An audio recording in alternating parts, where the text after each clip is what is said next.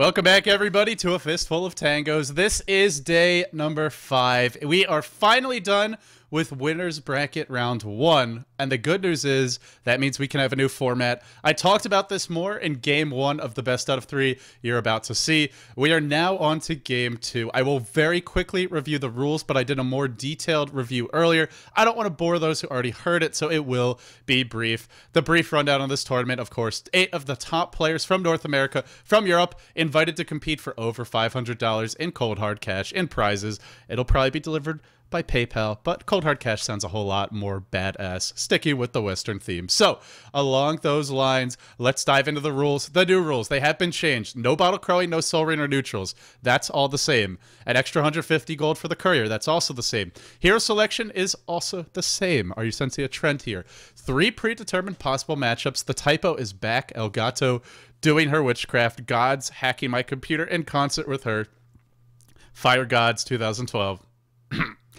Each player secretly vetoes one of the matchups we give them. If both players veto the same matchup, the coin flip will be used to determine which one of the remaining 2 is played. Of course, if they each veto different matchups, then by process of subtraction, 3 minus 2 leaves 1. Leaves 1 matchup. I can do the math in my head, guys. I'm just messing with you.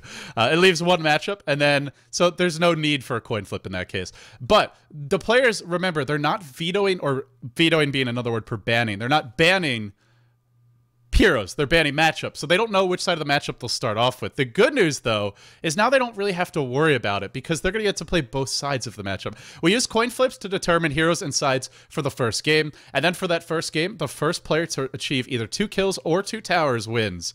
And suicides to Roshan, as we saw last game, do not count.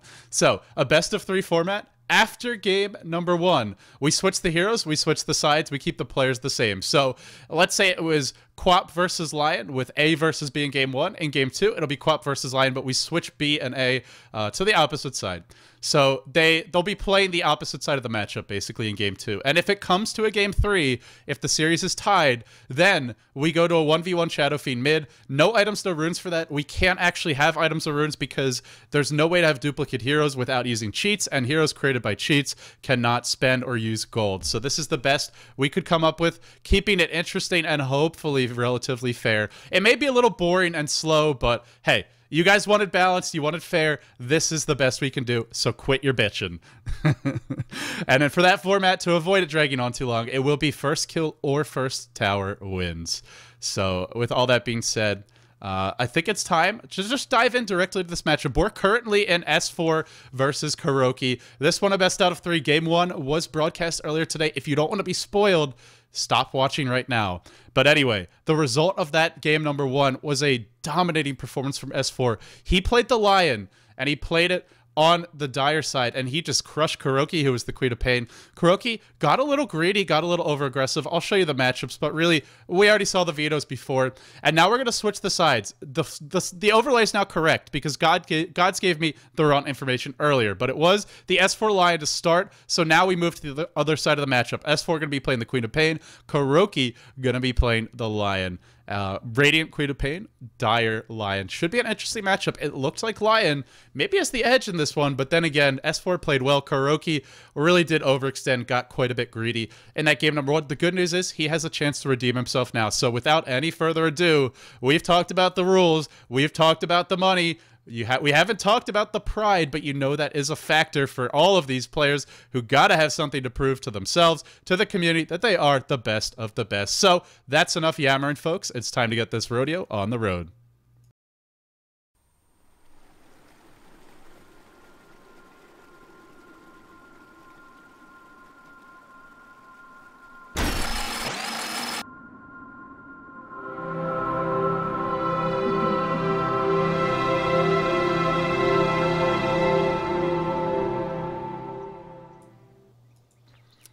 Welcome back, everybody. We are prepared for battle, and we are live, and it is S4 going to be playing the Queen of Pain side of this matchup. He's playing the Radiant side. He's going to be picking up an early pair of Observer Wards. He did it as the Lion. He's doing it again as the Queen of Pain. Kuroky opted to skip the Observer Wards last game, and it looks like he's opting to skip them again. So an interesting divergence in strategy here. Also, S4 not scouting with the courier. Again, I thought maybe the reason he wasn't scouting with it last game was because he was too risky up against Queen of Pain. She can kill it a lot easier. Right, sorry, that was Kuroky scouting last game. No, it was S4 not scouting with the courier last game, and Kuroky was. So I figured, oh man, it's been a long day. What can I say? But I figured that maybe the reason for that was, oh, you're up against Queen of Pain. She can easily kill that courier with Blink if it gets scouted out, since it is walking. And now, yeah, now we do see it going out. So Kuroky just likes that courier scout, something which S4 could exploit if he sees it. He's got wards of both places here. Kuroky's got to be careful. The courier cannot go onto the low ground yet. If the courier walks down this hill too soon, S4 could kill it. But he's going to leave it up the hill. It should be safe. Now it goes down, just in time to see the rune. And it's got to get right away. That little backpack ain't going to protect him from the fearsome blades of Queen of Pain. Should be okay. S4. He had the better creep block last time. Let's see if he can do it again. You notice just a lot of little back and forth movements. He's constantly clicking to the right and then to the left. Whereas Kuroky, more just pressing that stop key, and it's something you don't get as good of a block if you do that. And his melee creep is going to move slightly forward. You'll notice S4, he lets the range creep slip through. The range creep's going to tank. Without that range creep, that's the big source of damage. So Kuroky's lane is going to start to push, and you see him already going for the denies. Last game, we saw S4 using that Earth Spike right away as soon as the heroes started trading blows. To just try and get the edge and harassment. Kuroky throws out the stun, but it's not at the best moment. S4's up on the hill, so not ideal timing for that, and as a result, well, his lane's pushing. He's got 2 range creeps now, and with the lane pushing, he'll be on the low ground soon, and then it gets harder and harder to last hit. So far, so good. CS pretty even for both players, but now S4 first to strike with that deny. Whenever it's a ranged hero versus a ranged hero, denies really do make a difference. Melee heroes, they still get, I think, 2/3 of the experience, but with the ranged heroes, it's quite a bit less. I forget the exact number, but I know it's significantly less, and something you really want to avoid. Actually, even using Shadow Strike to last hit under the tower. Well, not something you normally see, but he's trying to get that bottle out as quickly as possible. Kuroky does take this opportunity with the lane being pushed to get to the top rune, but S4 is already 8-1, now 9-1. Kuroky is getting badly out CS'd, and I say that because S4 is going to be able to deny quite a few of these creeps.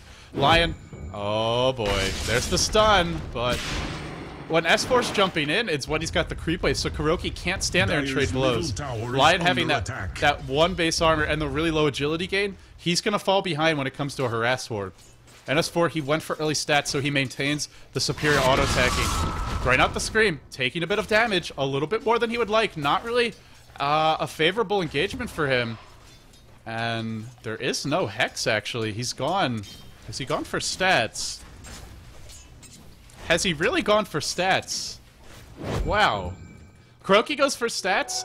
We saw last game the Mana Drain build, which is a little bit unorthodox, but to entirely skip Mana Drain as well as the Hex is very unusual. I wonder what Kuroky's up to here. It's not going to help you rune control. I guess just feeling like he's getting out less hit. He needs the extra stats, but already taking a lot of harassment. That's trouble. The bottle's on the way. It's only a level 1 Scream, but even that level 1 Scream can give you that extra little bit of burst. A blink into a Shadow Strike, into a Scream after 1 or 2 auto attacks. That could be first blood. Kuroky has a salve, but you can see that 1 point in Shadow Strike just so helpful. It prevents your enemy from salving up. Now he's going to salve. S4 is immediately going to blink forward and look to cancel this one. He will cancel it. And with that double damage, even though the salve mostly healed him back up, it takes a good chunk away. Very unusual, this Lion build. Just not something I've ever seen, especially in 1v1. You know, it's one thing to go for stats as Lion in some situations, but the new Mana Drain, just so much mana burned off of your opponent, and very, very spammable. And even Hex has gotten a buff. It's a 4-second disable at level 4, and I believe it's stronger at the earlier levels too. That's worth thinking about blinking in but not doing it. I forget exactly, but I think it got buffed a little bit at all levels. I know at level 4 it's definitely stronger though, but to not take a point in either is very curious. Well, someone in the chat can probably puzzle it out, but it doesn't really seem to be working. Kuroky's getting destroyed right now. 20-9 for S4.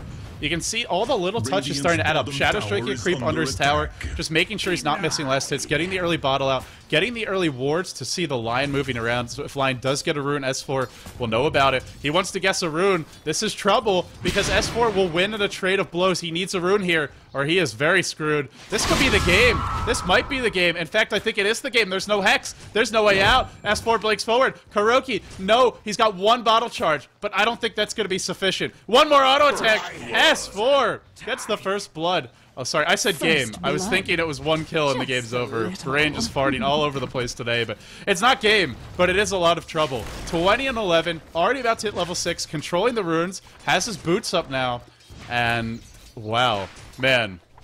The new format that we're using just confused me because I was thinking, oh, hey, in game 3, it's a one kill and you win the series. I can't even keep our own rules straight. Fire LD. We've already fired gods. Let's get rid of LD, and then the cat can do the rest. El Gato, it all rests on you. But we'll have to wait to fire me until after today.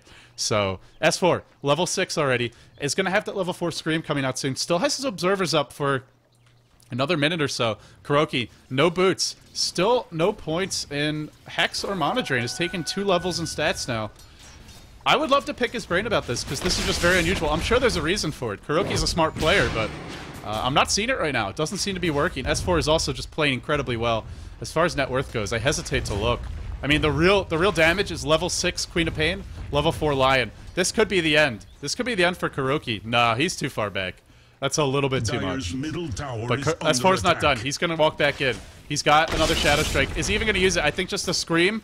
Oh, he doesn't have mana for the ult. But one blink, one Scream. He could get this kill. Earthspike was already used. That's your game. GG.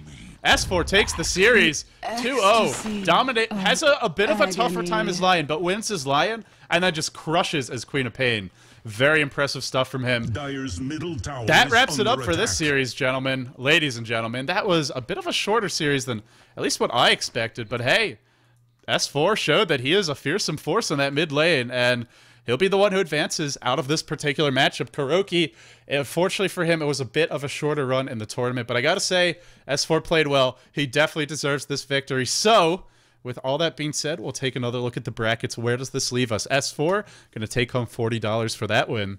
And then only $40, you might say not that much, but for the amount of time they're spending these matches, we're seeing, what, 25, 8 minutes sometimes? It's some pretty good dough, guys, and it does add up the farther you get, plus that first place worth quite a pretty penny more. So S4, he moves on. He'll await the loser of Synderen versus Korok. Synderen versus Korok, speaking of that matchup, will be our matchup tomorrow. And yes, it will use the same best out of 3 format. That'll happen tomorrow. It'll kick off before the G League action. And remember, for the G League on Saturday and Sunday, they have a 2 best out of 3 schedules. So as a result, we have an earlier start time. It will be starting at 13:30 SGT, 1:30 p.m. over there in Southeast Asia, 12:30 a.m. in EST. I don't know why I didn't just write 12:30. Oh, right, because it's military time, and it would confuse you guys. And 6:30 a.m. CET. So, Synderen versus Korok, the next matchup. As far as that matchup, the winner is going to be a guaranteed top 3 placement, I believe. Yeah, top 3 placement. They'll be in the winner bracket finals. So, you win that match, you have a much better shot at winning this tournament, and that first place is going to be at least $200. It may be even a bit more after community donations are factored in, and it's a lot of money to take home, but more importantly, it's about the pride. It's about the fun. I hope you guys all enjoyed the new format. If you have further feedback, feel free to email it to us at bts@beyondthesummit.tv. Remember, above all else, guys, this is supposed to be a fun tournament, just some filler content, just something to look forward to, sort of an intro, think of it as that, for the G League. Nothing too serious. This is not the International 3. What, LD? I thought it was the International 3. Well, you're a clown. Get some sleep. Go home. You're drunk. You're all drunk. Go home. But actually, don't go home, because the G League's coming up. So get drunk, have fun, and stay tuned. We'll have more action coming up a little bit later today. The G League awaits. It's DK versus LGD China. This one, the winner is guaranteed to advance. The loser in danger of being eliminated from the tournament. And this is quite an exciting group. For Love, LGD International, we just saw them play. Now let's see what the 2 Chinese juggernauts, the 2 more established teams, have in store for us. That best out of 3 coming up soon.